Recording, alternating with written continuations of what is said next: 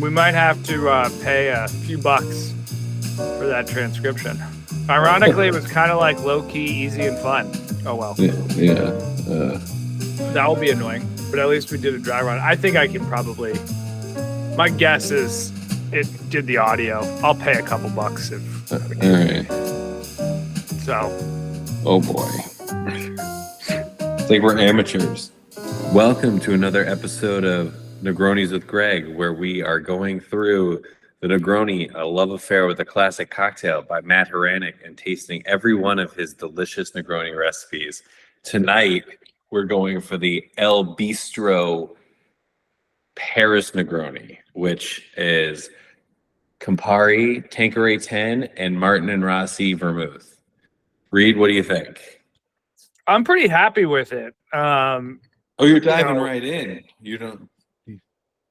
Yeah, I'm drinking right in. So the context here tonight was that we did a back-to-back episode where we did one of our Drink with Greg podcasts before this, and then we jumped into the Negroni. We also happened to record this at almost 10 o'clock Greg's time, 9 o'clock my time, which is late living for this guy.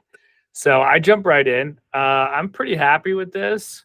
I might come back and check my scoring maybe this weekend after, I'm fully rested, if you will, just to see if I liked it. But I'm digging it. What are you thinking? I like it. I think it's a nice balance. I typically don't go with this vermouth, mostly because I am a little bougie, and I think $6 for vermouth isn't a great thing. But it tastes like a lot of Negronis I get when I'm out. So I guess that it's a very familiar flavor, even though I don't drink it at home. Do you think it's just because of the vermouth, or do you think it's a combination of all the ingredients? Well, I mean, I think you got 2/3 of the ingredients are pretty standard, right? Anywhere you go, you're going to get Campari, you're going to get cheap vermouth. And then it's the gin, and I'll tell you, when I'm out, I don't pay for a fancy gin in my Negronis. I don't know about you. It's Monkey 47 or bust for me. I've never had it. I want to do it, but I just can't justify the price. I had it over the holiday break. My brother-in-law, who I've never seen him order a Negroni before, ordered one, and he was like, Monkey 47. And I was with my father-in-law, and he was going to be kind enough to pick up the check. I was like, I will take one too. And unfortunately, I'd had enough drinks that night that I couldn't really tell you if it was significantly better. Although I don't really like the fact that I'm saying it in kind of a tongue-in-cheek manner. I don't think it was like leaps and bounds better, but whatever. It was kind of cool. I went to a bar with David, who one of my old college roommate, and we were sitting there, and it was called the Gin Joint. So obviously a lot of gins, and we're looking at the wall, and he's pointing to all these gins. He's like, "Oh, that's the Japanese gin. That's like floral and this. Oh, that's this gin. Oh, I'm like, well, how do you know all these gins?" He obviously does a better job and has an expense account where he can go around and be trying all these different gins. I'm like, I'm lucky to get a drink at all. I think the key takeaway of that story is, let's make sure that when he comes back in town, we're on a business trip, air quotes, with him, and making sure we're only drinking Monkey 47 or better. Well, it sounds like Monkey 47 wasn't the pinnacle. It really, at least for a Negroni. Yeah, I've heard it's good. It was fine. Whatever. It is what it is. Yep. Well, I will dive into my ratings. For taste, I'm going to give it a 2. I think it tastes good. It's, as I said, kind of a typical restaurant bar Negroni. But with the Tanqueray 10 in there, I expected a little bit more. But then again, I've never done it side by side with Tanqueray and Tanqueray 10, so I'm not sure if it's actually that much better. But it looks great. I think my picture, which will be posted, shows how good it looks. And so I'm going to give it a 3. It's got that nice ruby red that you're looking for. My ice is still terrible. Nothing's changed. but I have not allocated any freezer space in my household, so that's never really going to change. And then for balance, I think it's a good two. I like the drink. I would drink this happily and will drink this happily. But I think that we've had better Negronis thus far. Yeah, my ratings. I actually was thinking about it when you're talking. I know we said we wouldn't do it, but I changed mine to 2s across the board. I think your description of this tastes like every Negroni I drink at like, an airport or a hotel, a basic hotel bar. There's nothing wrong with it. Just tastes like a Negroni. It's fine. It's not going to knock your socks off. So I gave it, like I said, 2s across the board. I think your picture way outkicked my coverage, but I did crush you with the Christmas holiday cups that I still have out. And then while I haven't done this for this drink, got to give a shout out to Brinker, my brother. He bought me custom ice trays with my RD logo. My wife's like, wait, you have another logo? I didn't even know about this one. And so for context here, my brother is one of the best gift givers. For my 30th birthday, he gave me 30 gifts he got from traveling around Europe. And I think for his 30th birthday, I gave him a gift card to, Bath and Body Works or Dick's Sporting Goods or something. I don't know why I said Bath and Body Works. That came to mind because he loves to smell like rosemary. I don't know. There you go. Yeah. So he told me the story though on the ice tray. So he kind of was like he was trying to think of something to get me, and he was pretty excited about it, but something happened at work and he delayed buying it, and so he bought it, and then there was like an upcharge for. Instead of having 2, he wanted 4. And instead of having like 2 inches, he wanted it 3 inches.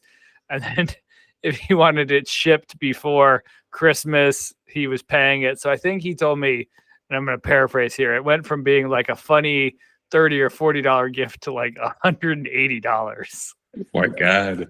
And what sucks is the ice cube is great, but I've watched a couple of YouTube videos. You've got to boil the water. So that's how you get the clear ice. Doesn't get the clear ice, and I haven't been bothered to do that. So I've just thrown it in. So they're cool. Like it actually looks pretty slick. I wish the indentation was a little deeper. If I was being critical, not it was a great gift, but I also want to get one of those like copper stamps that you put on the ice cubes. I've never done those, but I've got to imagine they're pretty cool. I've seen those, but they take longer than you would think. And then you got melted ice because it just makes the ice melt fast. Oh, really? Okay. Yeah, I don't understand the science behind it. If you do understand the science behind it, please let us know on our socials and explain why that works and why that metal in particular. But I think that's fine. They're cool, but I was at a bar and the guy's like puts the ice cube, the big square down, and then he flips it. And it sits there, and he flips it again, and it sits there, and he flips it. I'm like, this is adding a ton of time for a detail that's going to wash away in like 10 minutes. Yeah, I don't know if it's worth it.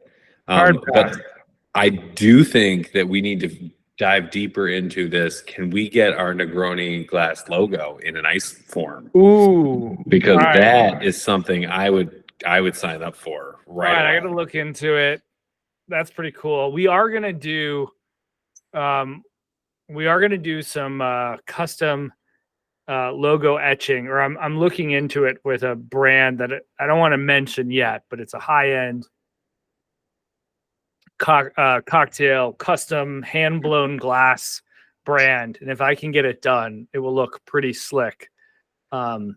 So in the works, but okay, I'll look at the ISIS. That's a deal. I've got that. Okay. So we're getting close to, I think, our episode. Are we on episode number 9 or 10? I can't remember. We are on episode number 11. All right. We're episode number 12, but 11 recorded. Episode number. Okay. Got it.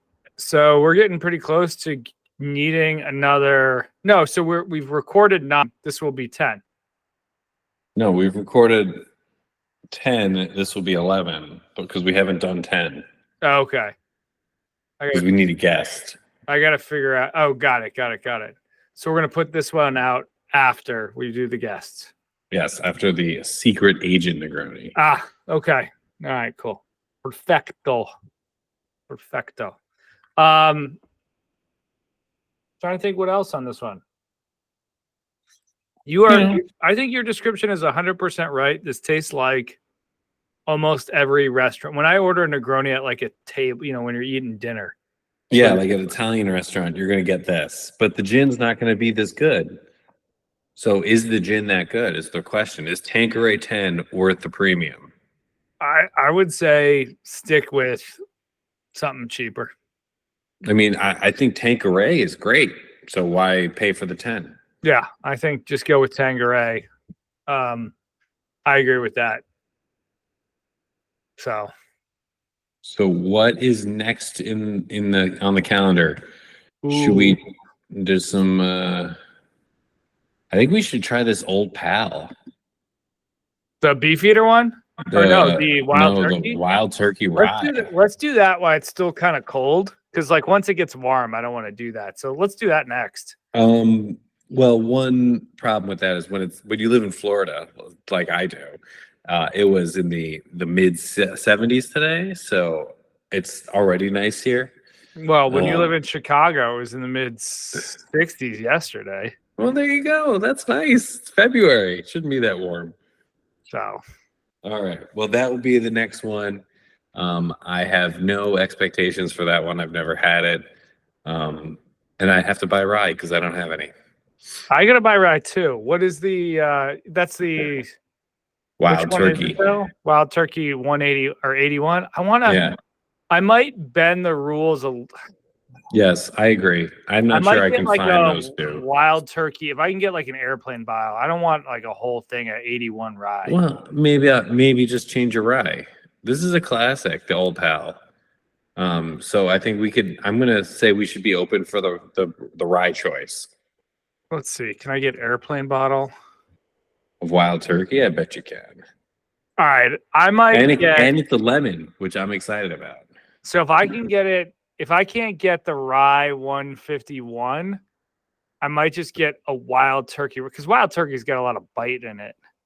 Yeah, that's why I'm probably not going to go Wild Turkey. I think I'm probably going to go with a Breckenridge rye, which I think is a nice choice. You could go with more classic rye if you wanted, like a Bullet. I'm probably going to go Bullet rye or what's the other one? What's the one that we went to the distillery? Woodford rye.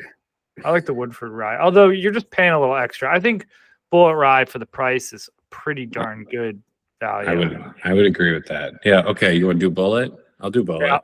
All right. Bullet it is. Maybe I'll go to Costco.